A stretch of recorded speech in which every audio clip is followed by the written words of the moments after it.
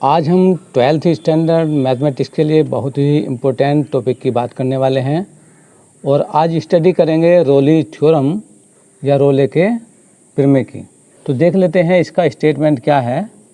तो स्टेटमेंट है इसका, स्टेटमेंट मतलब कथन। तो स्टेटमेंट में इसके क्या होता है, रोली थ्योरम में हम एक फंक्शन लेते हैं और पहले इसको समझना पड़ेगा ओपन इंटरवल और close interval. If a function f is defined in close interval a b real function and this is continuous on interval a b, और ये इंटरवल भी क्या है, क्लोज्ड है, and differentiable on interval a b interval यहाँ पर open interval है, and f a equals to f b, then c is a number in interval AB such that f dash c equals to 0। मतलब ये हुआ कि f एक function इस प्रकार से परिभाषित है, फंक्शन f AB इंटरवल क्या है, बंद अंतराल है, उसमें इस प्रकार से परिभाषित है कि यह वास्तविक फंक्शन है।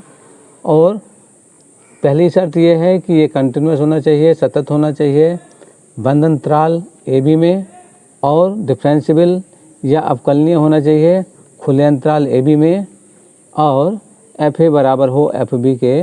मतलब ये हुआ कि फंक्शन की वैल्यू ए पर और फंक्शन की वैल्यू बी पर दोनों बराबर होनी चाहिए, जहाँ पर ए और बी वास्तविक संख्या हैं या वास्तविक नंबर्स हैं।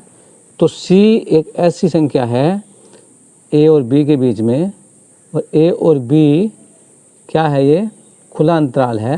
तो खुले अंतराल में c एक ऐसी संख्या है जहाँ पर f का डिफरेंशिएशन 0 होगा। मतलब f का डिफरेंशिएशन एट c पर 0 होगा। ये हमारी रोलेज की थ्योरम है। अब इसको आगे समझ लेते हैं, ज्योमेट्रिकल इंटरप्रिटेशन करते हैं इसका। तो देख लेते हैं इसका ज्योमेट्रिकल इंटरप्रिटेशन। देखिए ये है हमारे पास एक्सेस, और ये है एक्स एक्सेस, ये है y axis, and this is h dash, this is y dash. तो एक फंक्शन इस प्रकार से वेरी करता है।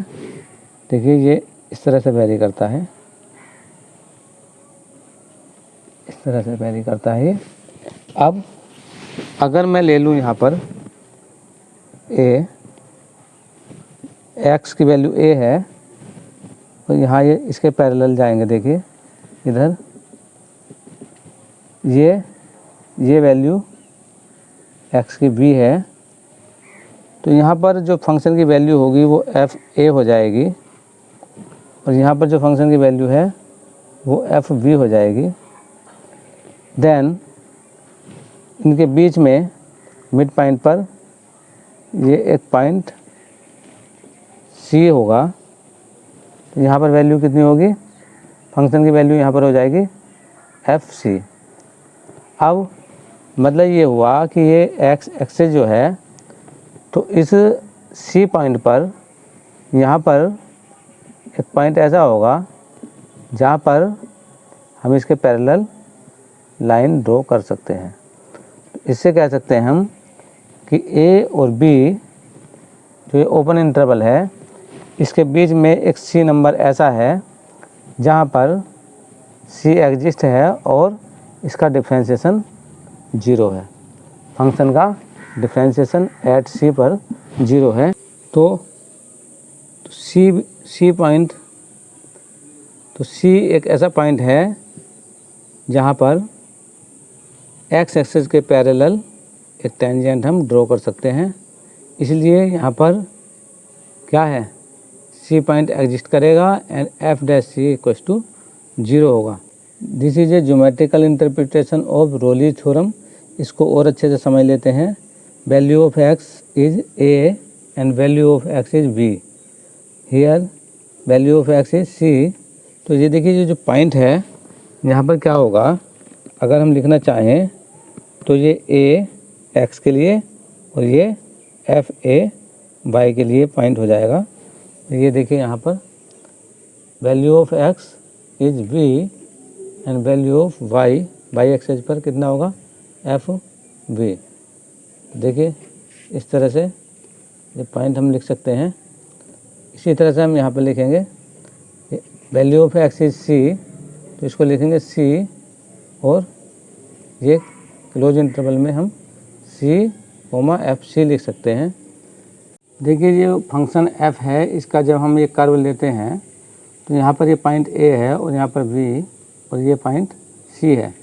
जब हम इसकी किसी भी पॉइंट पर टेंजेंट खींचते हैं, ड्रॉ करते हैं, तो किसी भी पॉइंट पर इस टेंजेंट का जो, जैसे टेंजेंट यहाँ पर ड्रॉ कर ली या यहाँ पर ड्रॉ कर ली, तो किसी भी टेंजेंट का जो स्लोप है वो जीरो नहीं होता, बट यहाँ पर जो ये टेंजेंट होगी उसका स्लोप होगा जीरो। क्यों? क्योंकि जब हम डिफ्रेंशिएशन करते हैं d y over d x और किसी पॉइंट पर डालते हैं, तो यहाँ पर डालेंगे एट पॉइंट सी, तो ये आ जाएगा जीरो, क्योंकि हमने लिखा है f dash c equals to zero. इसका मतलब यह है कि डिफ्रेंशिएशन फंक्शन का करेंगे और वैल्यू पुट करेंगे सी, तो वह शो करेगी जीरो के इक्वल या वैल्यू आएगी जीरो के इक्वल। तो इसका मतलब ये हुआ कि कर्व में जब हम कर्व ड्रॉ करेंगे तो केवल एक ही पॉइंट सी ऐसा है जहाँ पर इसकी जो डिफ्रेंशिएशन का मान है, डिफ्रेंशिएशन की वैल्यू है सी पर, वो जीरो आएगी। इसका मतलब at c point slope is zero, क्योंकि ये पैरेलल है एक्स एक्सिस के। एक्स एक्सिस के पैरेलल होने की वजह से ये एफ डैश सी जीरो है। यही रोलेज थ्योरम है।